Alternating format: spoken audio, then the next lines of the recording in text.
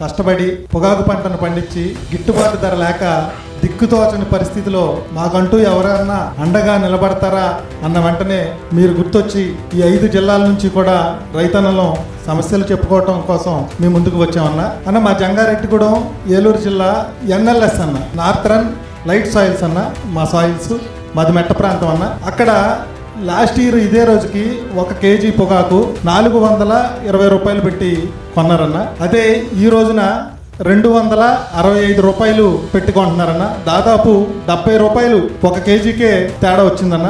అది గరిష్టం అన్న. Last year 420 రూపాయలన్న. ఈ సంవత్సరం అంటే హైయెస్ట్ ఈ సంవత్సరం 265 రూపాయలేనన్న కేజీ. అయితే అన్న మేమేమి వాళ్ళు చెప్పకుండా పండించటమో లేకపోతే ఎక్కువ పండించటమో చేయలేదన్న. హైయెస్ట్ అనేది ఎంత పర్సెంటేజ్? హైయెస్ట్ ఎంత పర్సెంటేజ్ ఎకరా వేస్తే అన్న?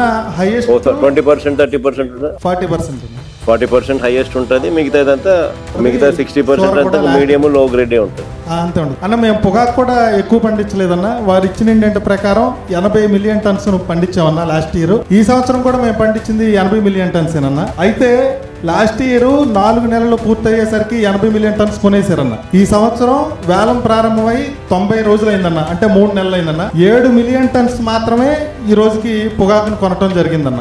అంటే అసలు ఇంకా ఎన్ని నెలలు కొనసాగుద్దో కూడా మనం తెలియని పరిస్థితి అన్న. మరి ఇంకొక విషయం అన్న, మొన్న గత 20వ తేదీన 46% రిజెక్టెడ్ బేడ్స్ అన్న. 46% అంటే 10 బేళ్లు రైతు వేసుకొస్తే 5 బేళ్లని వెనక్కి పంపించేసిన పరిస్థితి. అంటే ఒక్కొక్క బేడికి 1000 నుంచి 1500 అదలాగా రైతు పెట్టుకోవాలన్న. అది కూడా మాకు గిట్టుబాటు ధర లేక కేజీకి లాస్ట్ ఇయర్ కంటే 80 రూపాయలు నష్టపోయి మళ్ళీ ఇది కూడా అదనపు ఖర్చు అన్న. లాస్ట్ ఇయర్ కి ఈ సంవత్సరానికి పెట్టుబడి మాత్రమే 30 రూపాయలు. 1 కేజీకి 30 రూపాయలు పెట్టుబడి పెరిగిందన్న.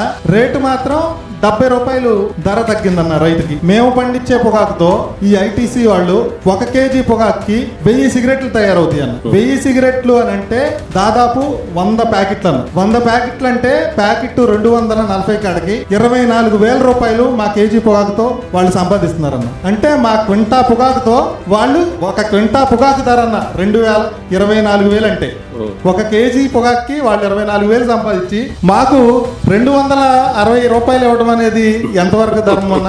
ఈ ప్రభుత్వం, ఈ చంద్రబాబు నాయుడు గారు కార్పొరేట్ వాళ్ళకి అండగా ఉంటారు తప్ప రైతాంగాన్ని మాత్రం పట్టించుకునే పరిస్థితి లేదన్న.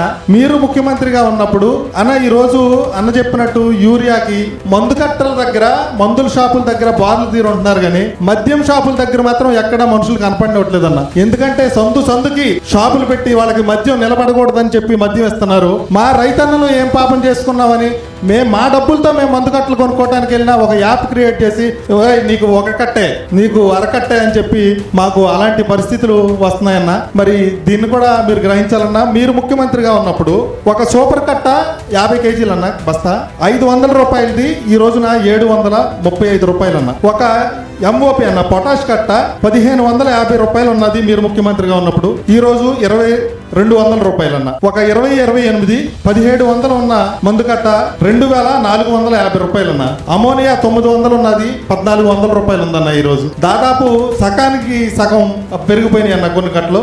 2020 అయితే 1350 రూపాయలు ఉన్నది ఈ రోజున 1800 రూపాయలు అన్న. అటు గిట్టుబాటు ధర లేక ఇటు మెన్యూరు రేట్లు కూడా పెంచేస్తే రైతన్న ఎలాగా మనుగడ సాగిస్తాడన్న. ఎన్నికల ముందు మా రైతాంగం కూడా కొంత తప్పు చేసామన్నా ఆ తప్పుకి సరిపడా శిక్ష మేము అనుభవిస్తున్నామన్నా. దాన్ని మీ ముందు చెప్పుకోవడానికి నిసిగ్గా మీ ముందు చెప్తున్నామన్నా.